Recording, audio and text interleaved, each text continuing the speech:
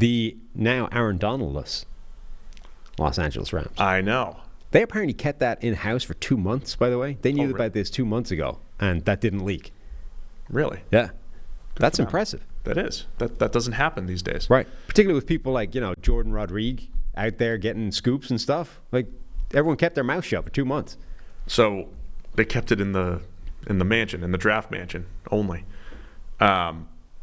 Yeah, so we poured one out for Joe Thomas, who we knew was first ballot Hall of Fame. Poured one out, literally just poured it right on the floor. Of the old studio, yeah. The old studio, which was a bad carpet. So I won't do that here, but for Aaron, we would we need like an Aaron Donald respect show or something.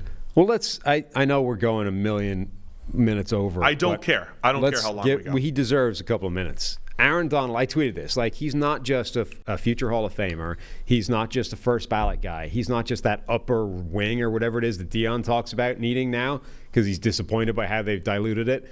The discussion on Aaron Donald post-retirement is he the best defensive player to ever play the game?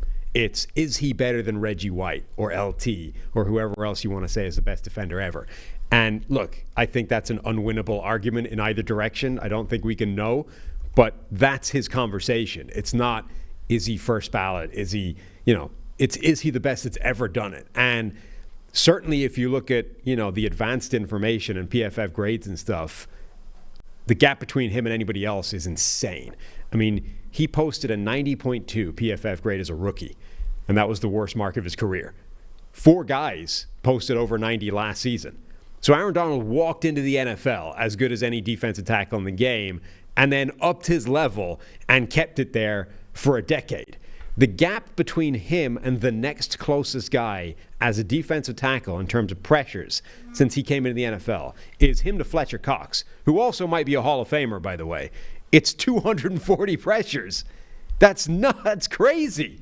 Like, the gap between Donald and the next best guy is amazing. And I don't think we have a good appreciation yet, or a good enough appreciation for how much attention opposing offensive lines gave him and how much that affected his numbers over his NFL career. So he's 240 pressures clear of the next guy at his position, and he was getting double and triple teamed at a rate that just doesn't compare to anybody else in the game. Like, he almost never got a true one-on-one in a way that allowed him to win the rep, right? Now, this doesn't necessarily show up in simple double team numbers, right? Because he got left one-on-one on quick game or screens or things where he can't impact the play. But on true pass set type plays, he was basically never left one-on-one because he would win that rep and ruin the play. And then you and I saw it firsthand in practice. You couldn't run a drill with Aaron Donald in it because it required him to be double teamed, otherwise he would destroy the rep. So teams that would scrimmage the Rams, like, the session was a waste of time for everybody except Donald, because he's just winning his rep one-on-one, which means everybody else in that drill is now having their rep ruined because Donald's in the backfield in 1 second. Like, again, we are talking about, is he or is he not the greatest defensive player to ever play the game? Well said. That's Thanks. good. Let's chop that up. Aaron Donald, that was good. Well done. Pass rush and, run defense too. He was a disruptor.